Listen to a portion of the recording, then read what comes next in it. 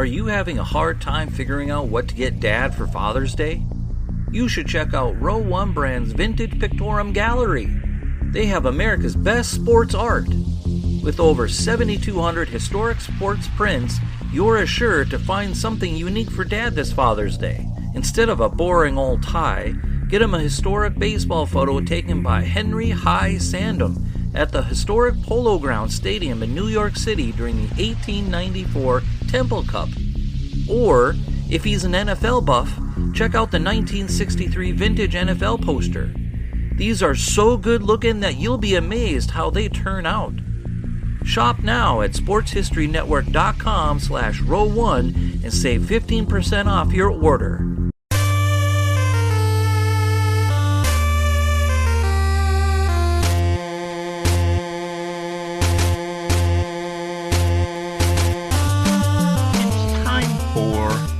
Lombardi Memories, a show that takes you back in time, into January or February, to the greatest one-day spectacle in all of sports. This is the Every Other Tuesday podcast that looks back at each and every one of the 50-plus Super Bowls and tells the story of who won and why. For the fan who needs more than just a box score, this podcast goes drive by drive, play by play, through the most dramatic games in history. I'm your host, Tommy A. Phillips, and today we have Super Bowl III, the third AFL-NFL World Championship game between the NFL champion Baltimore Colts and the AFL champion New York Jets. This game was played on January 12, 1969 at the Miami Orange Bowl. As discussed last week, Super Bowls 1 and 2 are the only Super Bowls played back-to-back in the same stadium. As always, we have a pop quiz and then homework at the end of the episode. My pop quiz question today is, what makes Joe Willie Namath's MVP award of this game unique amongst quarterbacks in Super Bowl history? The answer will come at the end of the podcast. The NFL champion Baltimore Colts were completely and utterly dominant entering Super Bowl III. They lost just one game in the regular season, a 10-point loss to Cleveland. Without that loss, we're talking about the league's first ever 14-0 team. As it was, the Colts entered the postseason at 13-1. They shut out two opponents in the regular season and another in the postseason. Baltimore beat Minnesota 24-14 in the first round of the playoffs before winning the NFL championship game 34-0 over the Cleveland Browns, getting revenge for their one loss in the regular season. Quarterback Earl Morrall, who took over for an injured Johnny Unitas, was named MVP of the National Football League. To put it plain and simple, the Colts were a juggernaut. As for the Jets, they finished 11-3 in the regular season. Two of those losses, though, were very close ones. A 37-35 loss to Buffalo and a 43-32 loss to Oakland in the infamous Heidi game, where the Raiders scored two touchdowns after NBC had switched its feed to the movie Heidi, missing the exciting ending to the 11-point Oakland victory. The Jets got revenge in the AFL championship game by beating Oakland 27-23. But the Jets were giant underdogs entering the Super Bowl. Sure, quarterback Joe Willie Namath was outstanding, but the AFL hadn't proven much in the first two Super Bowls. It was still considered a Mickey Mouse league. The Colts were installed as 18-point favorites over the Jets for this Super Bowl. That was when Namath stood up at the Miami Touchdown Club and said something to the effect of, "We're going to win, I guarantee it." The actual words he spoke are somewhat a mystery, It's kind of like how everyone thinks Captain Kirk said, "Beam me up, Scotty," in Star Trek when he never actually said those words. Namath's words, his exact words, they're recorded differently in every source you read. Here's what's important, though. Namath gave his opponents a lot of motivation by guaranteeing a victory, and he also gave his own team a lot of motivation because they wanted to back up his words. The Jets won the coin toss and chose to receive. Returner Earl Christie took back the opening kickoff 2-22. The Jets shifted their offense on the very first play, something that surprised NBC announcer Kirk Gowdy. All the shifting was for a 4-yard run by running back Matt Snell. Snell ran on the next play as well, getting a first down to the 34. He also caught Namath's first pass near the 40-yard line, but then he was tackled on a draw in the backfield for a loss by defensive tackle Fred Miller. The Jets were forced to punt, and after an offside penalty on Baltimore that didn't give the Jets a first down, they kicked it down to the Baltimore 27. The Colts moved the ball right downfield. Morrill threw to tight end John Mackey for a first down at the 46. Then he pitched to running back Tom Mate, who picked up the first down at the Jets' 44. Running back Jerry Hill took a carry, and he gained 7 more yards. He'd pick up the next first down at the 31. Morrill then found tight end Tom Mitchell, and he got a first down at the 19. From there, though, the Colts couldn't move the ball at all on their next 3 plays because Morrill threw a couple of incomplete passes, and then Jets linebacker Larry Grantham tackled Morrill for no gain on third down. It was almost a sack. Kicker Lou Michaels tried a field goal from about 27 yards out or so because the goalposts were on the goal line at the time, so you didn't have to be as close to kick it. But his kick was wide to the right, no good. Namath completed a pass to fullback Bill Mathis for a first down at 35, but the Jets were soon forced to punt. Baltimore took over at the 42. They went 3-and-out, though, as well, but David Lee, their punter, kicked a wobbly punt. It ended up bouncing fortuitously, and it went down to the 3-yard line, forcing the Jets into bad field position. On third down of this first series of on third down, Namath threw a pass to receiver George Sauer, who caught the pass but then had the ball knocked out of his hands by defensive back Lenny Lyles. Linebacker Ron Porter recovered the loose ball at the Jets' 12, and the first quarter came to an end with the game still scoreless.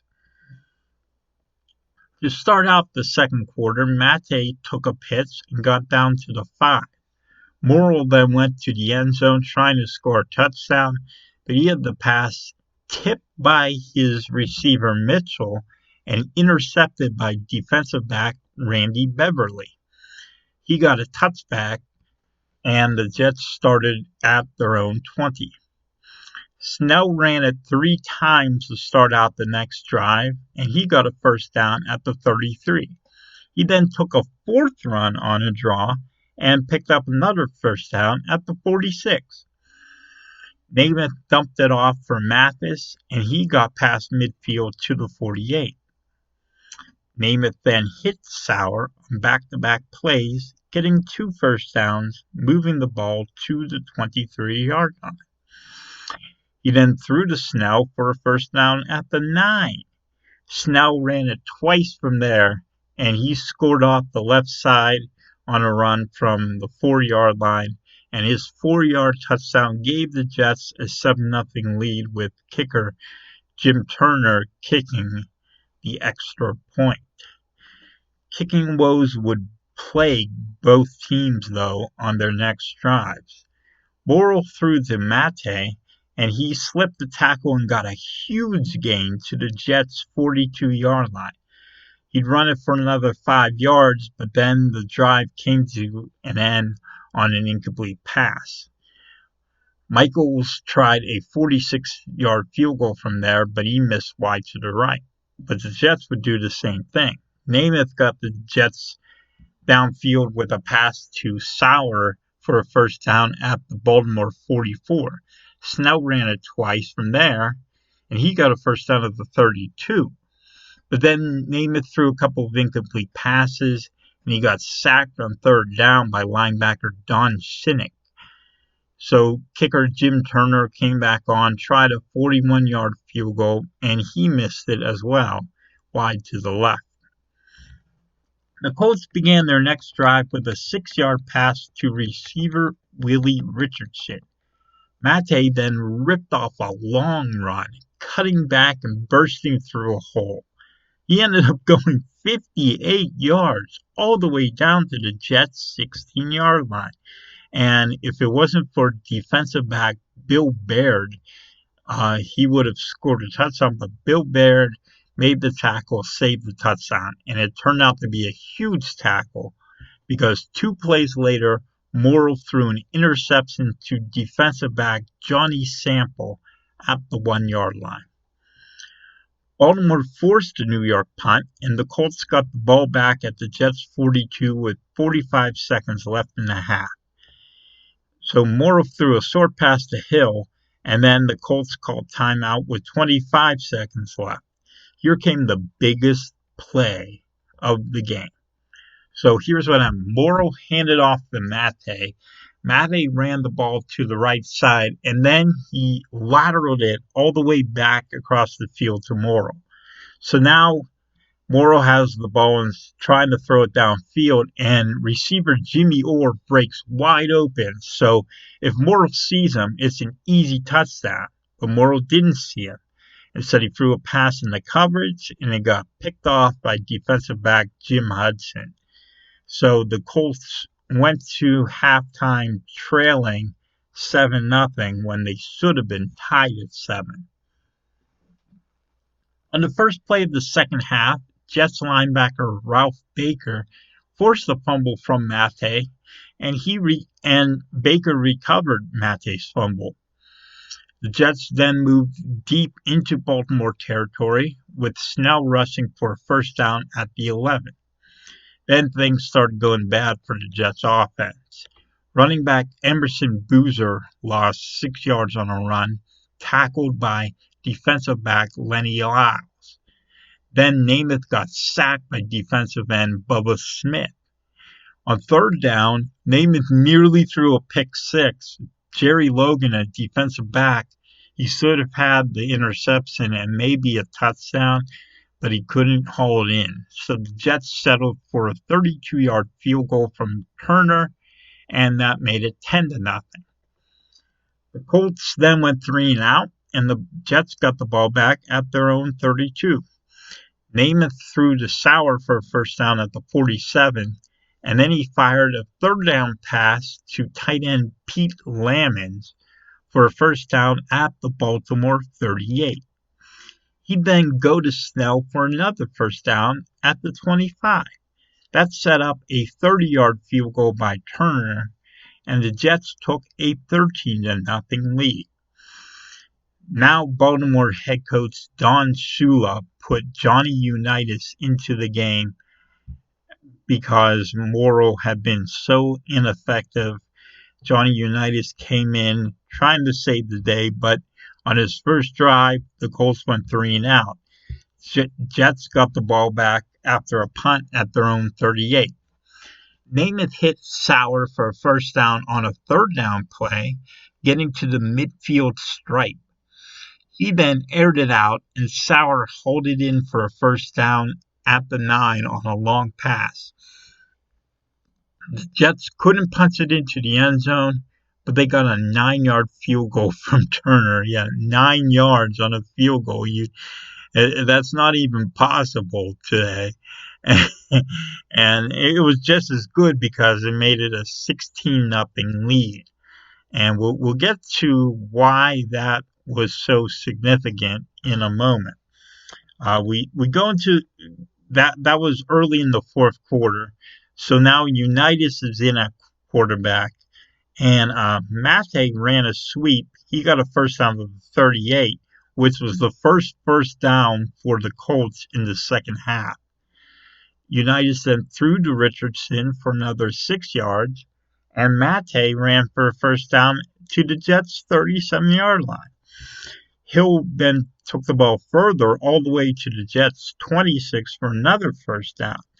But then Unitas threw an interception in the end zone to Beverly, and it was a touchback for New York. Jets head coach Weeb Eubank got conservative at this point, knowing that all he needed to do was run out the clock. So Boozer got a first down on a pitch to the 30, then Snell made it to the 40, and he had 15 yards tacked on thanks to a personal foul, late hit, something of the sort. Because it was getting pretty testy between the two teams at that point. They were having a few skirmishes there, so they got a 15-yard personal foul. Snell then went over 100 yards rushing as he set up a 42-yard field goal attempt for Turner. So Turner had a chance to tie the Super Bowl record of 4 in a game. It was his 5th try of the game, but he missed it wide to the left, and it stayed 16-0. So now the Colts are in desperation mode, and Unitas led his team right downfield 80 yards for a touchdown.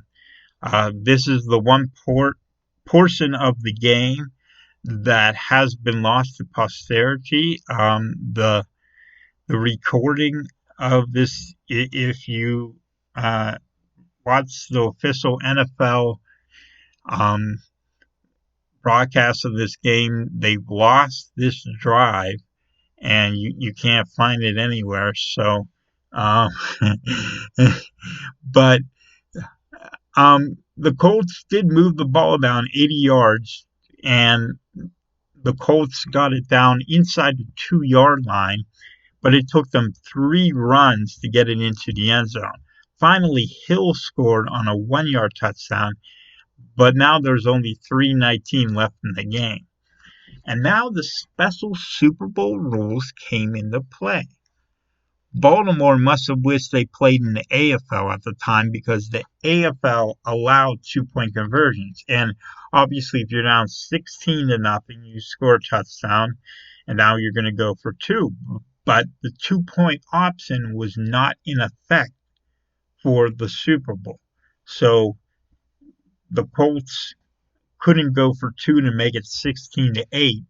So that meant that they were still down by 2 possessions after kicking the extra point, 16-7. So the Colts went onside kick, and Mitchell falls on top of the kick, and the Colts have the ball, and suddenly the comeback is on. So Unitas throws to Richardson. He gets to the Jets' 37, and then Unitas hits Orr. That's a first down at the 24. And now Unitas goes to Richardson 5 more yards. He gets out of bounds. They're at the 19-yard line, and they've got a chance to score here. But Unitas throws a couple incomplete passes, sets up 4th and 5. So they needed 9 points. So it makes sense in this scenario. Just send on the kicker, Michaels, kick the field goal, 26 yards, 27 yards maybe, and cut the deficit to 6 points, and then go onside kick again. But Sula sends out the offense, maybe because he didn't believe in Michaels' leg. Michaels had been struggling. So instead, he has the offense go out there, and Unitas throws a pass that gets tipped by Granham, and it falls incomplete. And that was it for the Colts. The Jets were able to run out almost all of the remaining time, and the Colts got the ball back for a couple plays. Unitas throws a couple passes, completes one of them, gets to about midfield, and then the game's over. So New York pulls off the most stunning upset in sports history. They were 18-point underdogs, yet they win this game 16-7 over the mighty Colts. Joe Willie Namath was named Most Valuable Player of Super Bowl III. However, the stats don't back up this choice. He completed 17 of 28 passes for 206 yards, but no touchdown passes. And that is the answer to today's pop quiz. Namath is the only quarterback in Super Bowl history to win Most Valuable Player without throwing or rushing for a touchdown. His passer rating was only 83.3. Did he deserve to win MVP? Many people question that pick to this day. Who was the next best player on the winning team? The man who should have won MVP if not for Namath. I'm going with running back Matt Snell. He ran the ball 30 times for 121 yards and a touchdown while catching 4 passes for another 40 yards. Those are numbers that are much better than Namath's. If we're being honest here, Snell deserved the Most Valuable Player, not Namath. The least valuable player, who was that? Now that's an easy choice. Baltimore starting quarterback Earl Morrall. The NFL MVP for 1968 was absolutely horrendous. He completed only 6 of his 17 passes for a whopping 71 yards, and he threw 3 interceptions. He missed the wide-open oar at the end of the first half on a play that should have tied the game, would have tied it, but Morrall, really, he cost the team the game with this poor play on a day when, even if he had just been average, he probably would have won the game because the Jets only scored 1 touchdown. Who is the most valuable player on the losing team? That goes the backup quarterback, Johnny Unitas. When Unitas came off the bench, he gave his team a spark. He led them on that 80-yard drive, which ended in a touchdown, and he almost got them another score. And, Shula kicks the field goal there. Maybe the Colts recover another onside kick, come back to win. You never know. We'll never know what could have happened if they had gone for an onside kick or a field goal there. The biggest play of the game, I'm going with the obvious choice, the interception at the end of the first half by Hudson. If Morrall finds Orr for that touchdown on that play, we're talking about an entirely different game, maybe entirely different history of pro football, because you wouldn't have had this major upset. But instead, Morrall threw that interception to Hudson, and the Colts remained scoreless. And if it was tied at the half, that would have changed everything. What's the biggest play of the game that no one remembers? Well, Tom Matte broke off a 58-yard run, but he was tackled by Bill Baird. Bill Baird saved the touchdown, and if he doesn't make that tackle, then Matte might score, and then the Colts would have tied it there. But instead, the Colts ended up throwing an interception on the drive, and that play may have been the difference in this game. Who was the best player in this game that you've never heard of? I'm going with defensive back Randy Beverly of the New York Jets. He had an interception off Morrall early in the second quarter. Beverly played only 5 seasons in pro football, 3 with the Jets and 2 with the Patriots. He intercepted 12 passes in his career, returning 1 for a touchdown. However, no interception was more important than the one he got in this game. Finally, I'm giving you some homework. Here are some books you'll want to read about Super Bowl III, give you more information about the game. The first one, and maybe the best one, is Beyond Broadway Joe, the Super Bowl Team That Changed Football by Bob Lederer. This book gives profiles on every single member of the 1968 New York Jets team. If you're looking for biographies and inside stories, this is where to go. For a more general view of Super Bowl III, there's this book, From Baltimore to Broadway, Joe, the Jets, and the Super Bowl III Guarantee by Ed Groover. This one is a more general look at everything to do with 1968 in pro football and covering both teams. Instead of the first one I mentioned was all about the Jets, and the second one is more about both teams. And if you want a contemporaneous book that was written around the time of the game, go with Countdown to Super Bowl, How the 1968-1969 New York Jets Delivered on Joe Namath's Guaranteed to Win It All by Dave Anderson. This one tells stories that took place back in the 60s at the time, and it will give you the feeling of being back in that era. It was written back in 1969, so but they have updated versions of this book, and it's pretty good.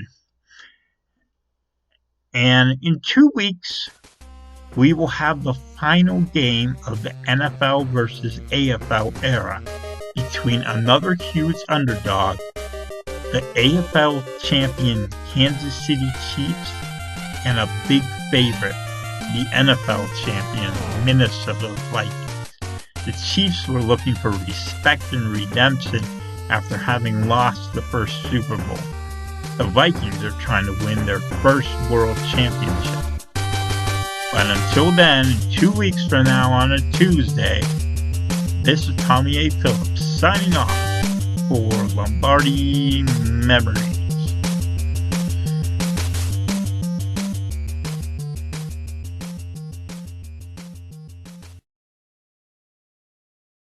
We here at the Sports History Network proudly partner with 26 podcasts, all revolving around the history of sports. But did you know that many of our hosts were sports history authors way before they started their shows? It's true. We've got Joe Ziemba, host of When Football Was Football, Joe Zagurski, host of Pro Football in the 1970s, Mark Morthier, host of Yesterday Sports, Tommy Phillips, host of Lombardi Memories, and Scott Adamson, co-host of From the 55-Yard Line. All these authors have many books for you to choose from. To check them out, go to our website at sportshistorynetwork.com/sportshistorybooks. Pick up your copy today. Soundtrack provided by Kevin MacLeod of filmmusic.io.